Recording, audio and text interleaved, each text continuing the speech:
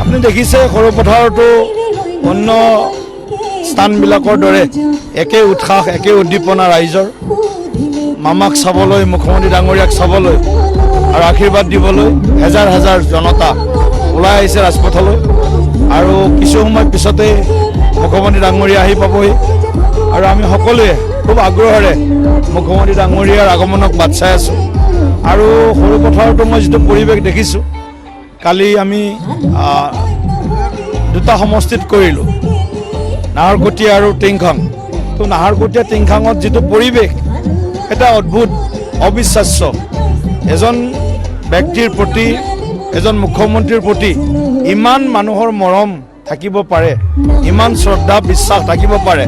এইটো আমি ভাবিবলৈও কঠিন এটা বিষয় গতিকে অত্যন্ত জনপ্ৰিয় কৰ্মদক্ষ